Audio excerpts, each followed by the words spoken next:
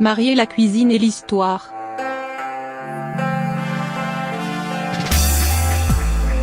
Il n'y a plus d'émissions culinaires, sinon des concours, et de moins en moins d'émissions historiques, sinon celles de Stéphane Bern, qui sont nécessaires et heureusement fructueuses.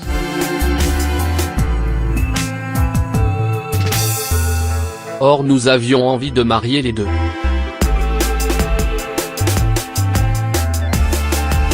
D'explorer la vallée de la Loire, qui, pendant des siècles, a été le haut lieu du pouvoir, mais aussi le verger du pays.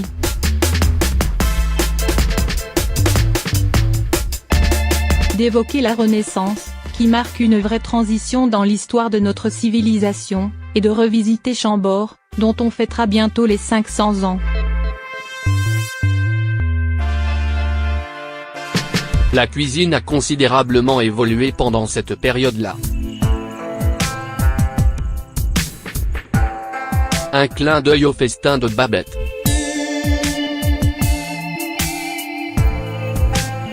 Je rêvais depuis longtemps de repas extraordinaires. Et France 3 était en demande de prime time, que j'avais par ailleurs décidé d'arrêter, pour ne conserver que l'émission hebdomadaire. Notre marque de fabrique, et parce que je voulais consacrer du temps à mes enfants. Tout de même, j'avais élaboré un concept inspiré d'une émission britannique absolument épatante, mais auquel France 3 n'a pas vraiment adhéré, le jugeant trop loin de la cible, trop délirant. Et le festin de Julie, en clin d'œil au merveilleux festin de Babette, est né. Une émission qui m'amuse et sort de l'ordinaire. Je n'avais pas envie de faire un prime pour faire un prime.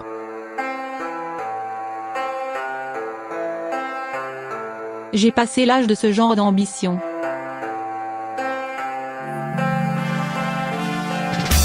J'avais envie d'une émission qui m'amuse et qui sorte un peu de l'ordinaire. Ce festin pourrait être le premier d'une nouvelle collection dédiée aux grandes dates, aux grands événements, aux grandes évolutions de l'histoire de la cuisine française et de l'histoire tout court. Avec en toile de fond, un lieu, une époque, une thématique.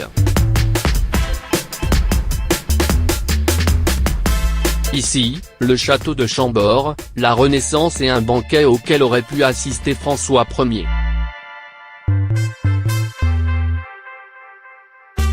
La vraie promesse de toutes ces émissions.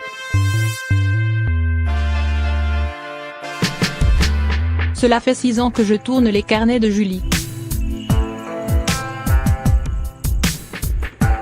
Nous avons expérimenté beaucoup de choses, avec succès le plus souvent. Mais le plus important, aujourd'hui, à mes yeux, la vraie promesse de toutes ces émissions, outre la découverte et la transmission, c'est que les participants se sentent à l'aise.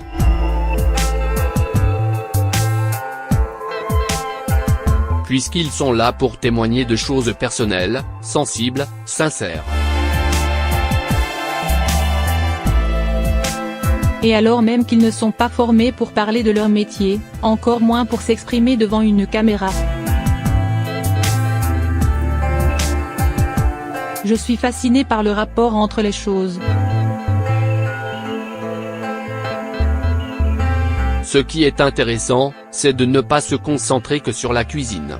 J'achète beaucoup d'ouvrages, pas forcément utiles pour une émission en particulier, mais je suis fasciné par le rapport entre les choses. Une innovation, culinaire ou non, découle d'autre chose, de l'ouverture d'une nouvelle voie marchande, d'un mariage royal entre deux pays étrangers, de l'importation d'un produit, de la transformation hasardeuse d'une recette.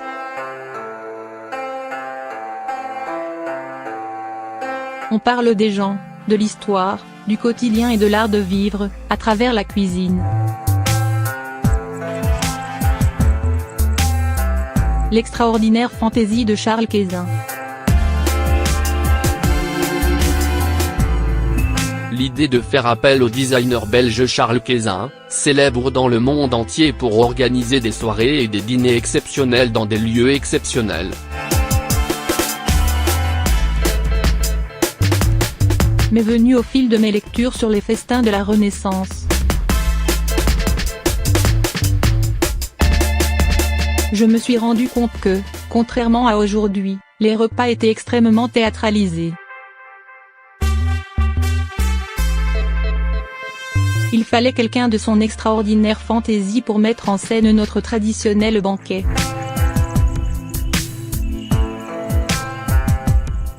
J'aimerais, d'ailleurs, qu'il soit de tous nos rendez-vous.